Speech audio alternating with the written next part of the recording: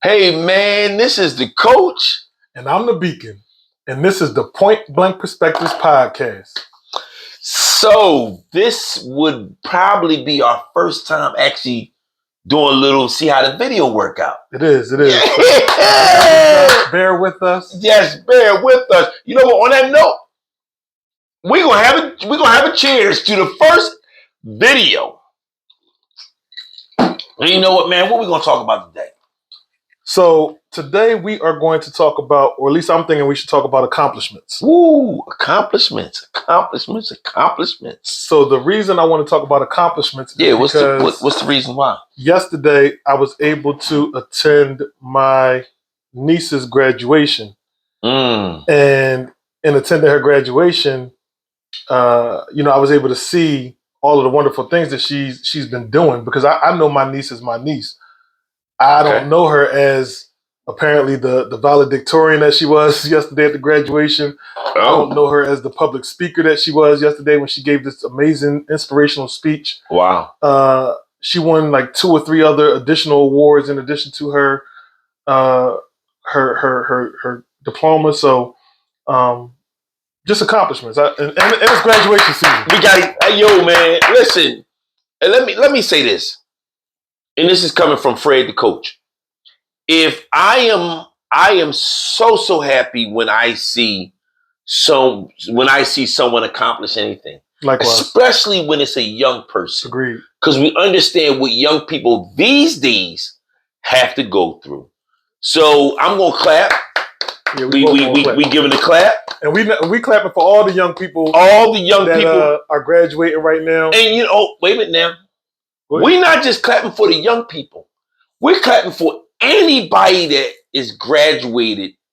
That's what this clap is for. Facts. You accomplished something. You graduated. You can be 80 years old getting your diploma. 30 years, 40 years old getting a degree. Facts. So not only do we clap to you, I salute you. Because that's more than I would do. I'm just saying, I salute you. And on that note, to a drink for you. Coach will be drunk by the end of this episode. So that's a great accomplishment, man. So that's why I wanted to talk about accomplishments, because I think it's just the season for accomplishments. Like, a lot of people are graduating. Right. A lot of people are entering new chapters. So maybe people are about to start going to the school that they applied to in the fall. So there's a lot of accomplishments that people are coming across right now, even as a parent, or in my case, as an uncle. Seeing the young people, like you mentioned, seeing the young people accomplish these things. So it's just a lot of feeling of accomplishment happening in June. So and I gotta say this. Go ahead, say it. And I'm going to get killed, but I really don't care. To a certain degree, it's I get the accomplishments, but when we have in these kindergarten proms, I get what is a kindergarten prom? Listen, I have seen them before, and I'm like, I ain't never seen no kindergarten prom. Hey, listen. I'm telling you now. Listen, and I ain't even mad at the person. I ain't even mad at him with the whatever. I ain't gonna go into it. It just was on my mind. But all the accomplishment, we on a serious note, that's something we want everybody to strive for. Whatever's in your life to be accomplished, accomplish it. Yeah, we'll go with that. Because I'm like, kindergarten prom. Yeah, listen, man. So so how would we sit up there now? How do you define accomplishment? So it's weird, right? Because when I think of accomplishments, the first thing I think of are accomplishments for myself. But going back to my niece's graduation yesterday, there was a certain level of accomplishment that I felt with that, even though it wasn't my graduation. Okay. Just because the part that I've played in contributing to her success in some ways. Okay. Like, I don't know how big or how small the things that I've done have impacted her at all, but I know that it did something. Okay. And to see her be where she is was a sense of accomplishment for me. Even if it didn't have anything to do with me at all, but just seeing her take that next step was a feeling of accomplishment to me. All right. But I think generally speaking, an accomplishment to me is when you set a goal and you go out and you achieve that goal. Okay. That's accomplishments to me. Okay. So and of course, I come from the married point of view. Oh Lord. So I'm speaking for all the married people. For me, also what you said with the young people, and salute. But when you love your wife or your husband and they accomplish something, that the feeling that you get, and the reason I bring this up is I got two stories. Okay. One is good, and one I had to check my homie about. Okay. So let me do the good one first. Angie went and got her master's, and she would be up late at night. I don't know if I can do this. I'm not too sure I can do this. And I'm looking at her. I roll over. I'm like, yo, listen, that bill still gotta be paid. So you need to, whatever's going on that you can't do, get your stuff together. I'm trying to get some sleep. I gotta get up and go to work and go ahead and study. But I don't want to hear the crying. That bill still gotta be paid. At the end of the day, that bill still gotta be paid. Okay. But when we went out to Florida and she walked down the aisle, oh my gosh, it was like me walking down the aisle because I put the time in. I wasn't actually doing the studying, but I was the coach. Right. That's why they call me the coach, man. I was the coach, and any spouse can understand what I'm saying. We are the coaches to edge our spouse on to do better and greater things. And I was so happy when she walked down the aisle. She got her master's. Yes, my wife do have her master's. And I was so happy. So now let me tell you this. Oh, that's like there's a good and a bad. Yeah, this is the bad. So you about to tell us the bad part. And I don't really want to do no cursing, all right? Please don't. I'm not. So a friend of mine's called me. Y'all out there, don't try to guess who it is. A friend of mine's called me and he said, yo, man, come on over, man. Let's take a drive. All right. I get on over there. And I see him a little upset with his wife. Okay.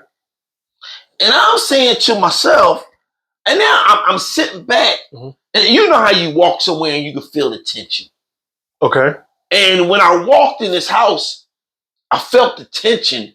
But I was like, all right, maybe I'm tripping. You feel me? All right, I'm tripping. Maybe I'm whatever. And he started going in on his wife. Like, I can't believe you, this and this and that. And so now I'm sitting back because I got to figure out what the hell is going on right now. And so he said, come on, man, let's take a drive. All right, I drive. So we riding. And I said, yo, what's up with you and your wife? He said, no, he tells me this bull sugar honey iced tea stuff. He says he's upset with his wife because she got a pay raise at her job. What? Hear me out. Put your seatbelt on. We going downhill. So I said, well, what? So I'm saying my same thing. I'm like, well, what you mean? And then he brings it up. You know, she got her degree. They offered her more money. And he was upset about it. And I'm saying, what? I said, wait a minute. Wasn't you the one when you was on the other side of the fence? She was sit up there and hold your drugs and almost went to jail for you. But she sat up there and held you down. Wasn't you the one that sat up there and when she started talking to you about going to school, you encouraged her to go to school? Wasn't you the one that sat up there and encouraged her all this time? She finally get that degree and you mad at her because she sat there and making more money. Are you joking me? And she never threw it up in your face. So what? So when she got the degree, she was making more money than him? She got a she got her master's, so she got a promotion. No, but I'm saying you said she made. And then she started making more money than him, and he could not handle it. Okay, because that's what I'm right.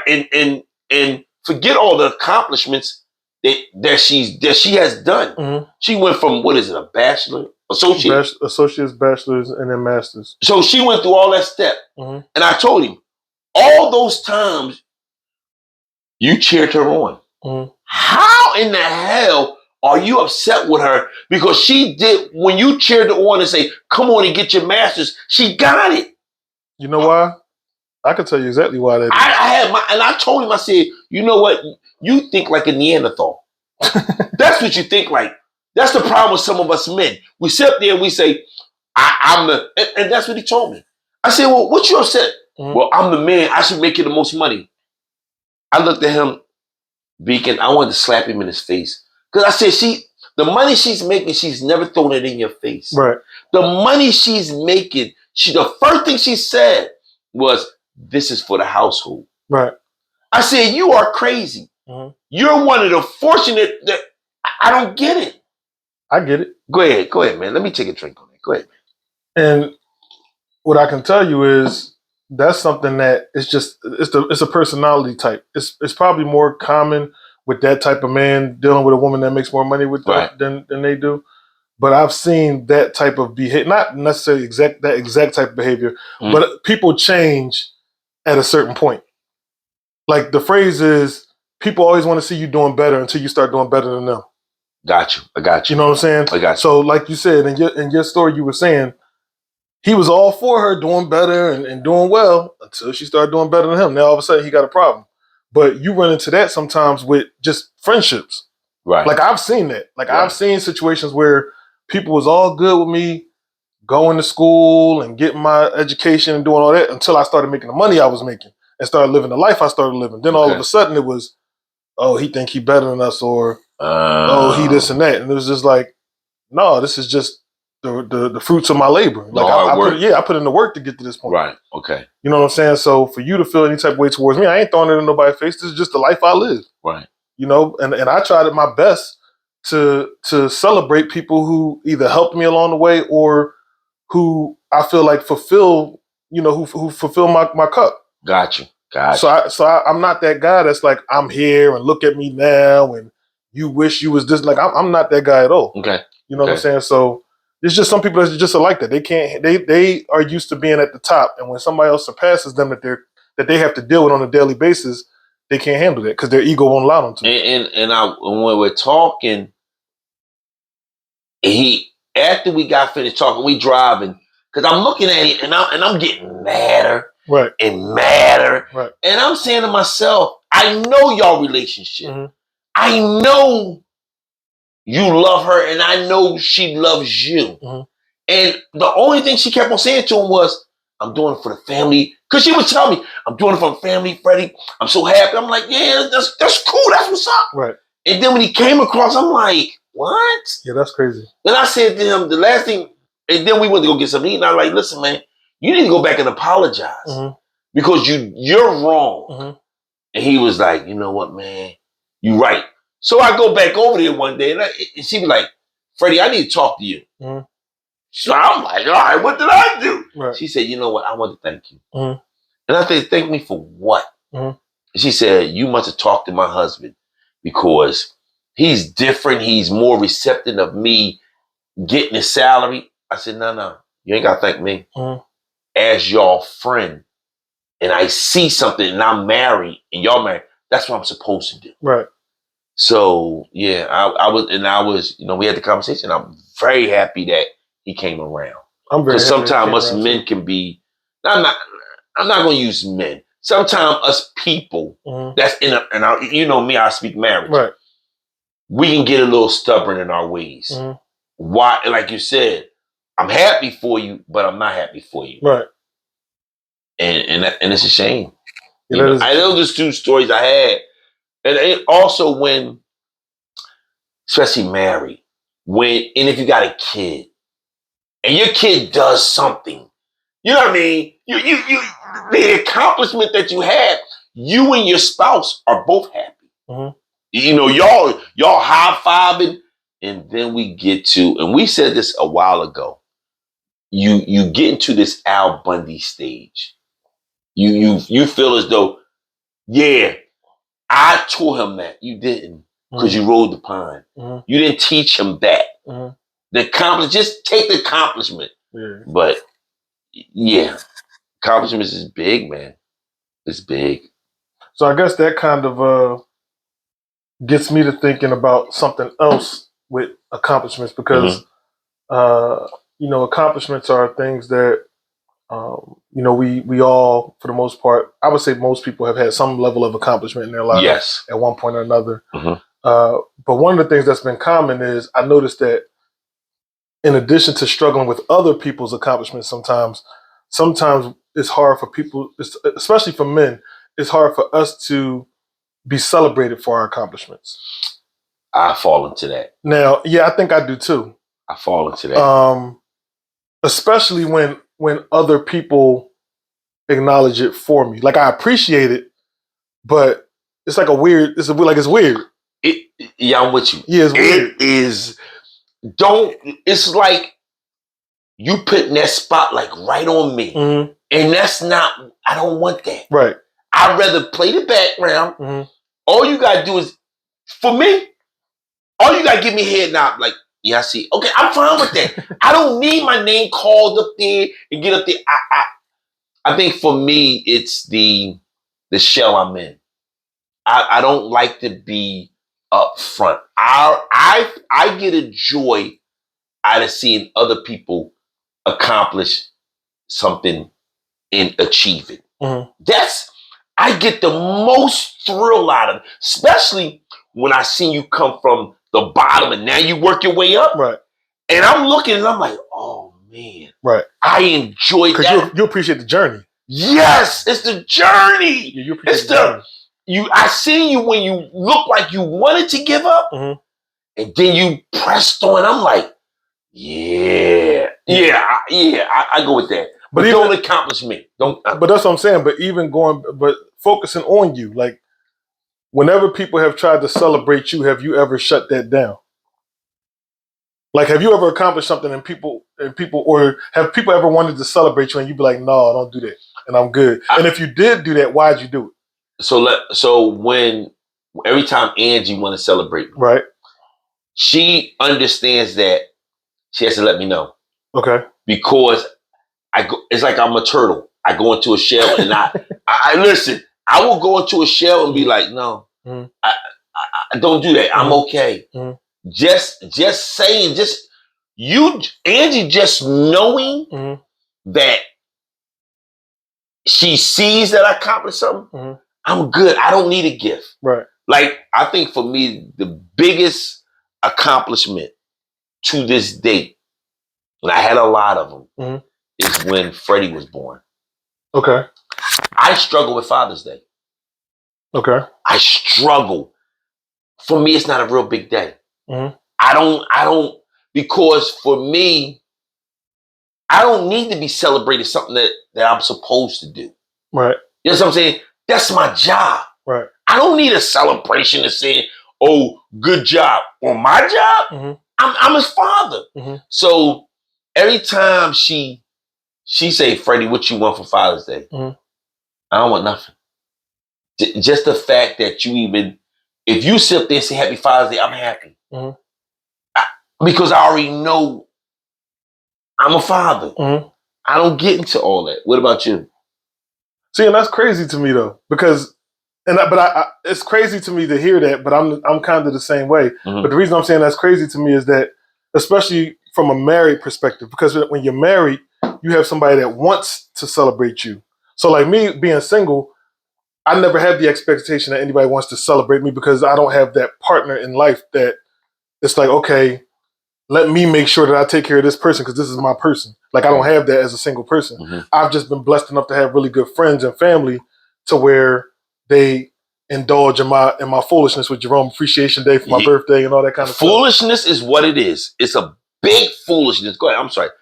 You had a great time for Jerome Appreciation Day. You know what? Give me a pound. That's what I'm trying to I did. Right. That's what I'm trying We to went say. to New York, right? Yeah, New York. Yeah. It. You know what we did? Yeah, we did. It's a beautiful day. Yeah, it's a beautiful thing. You're right about that. Yeah. You're right. I'm sorry. Come on now, Forgive me. Forgive me. I'm sorry.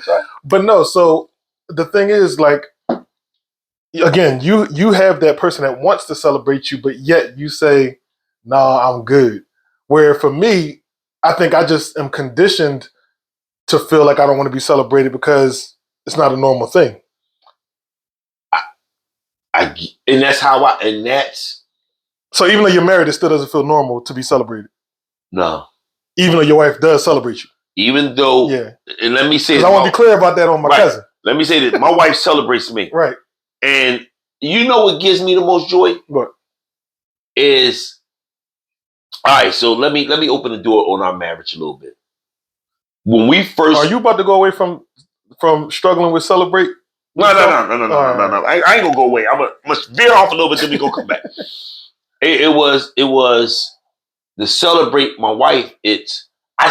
I enjoy buying her something, but the catch to that is there's always a limit to it. Okay, and I'm gonna talk about that. We'll get on that, but not today. So when she says, I say, "Well, what do you want?" And she said, "Okay, I want this. I can afford it. I am not rich. I stay within my means." Hold on, this thing. So you know, it's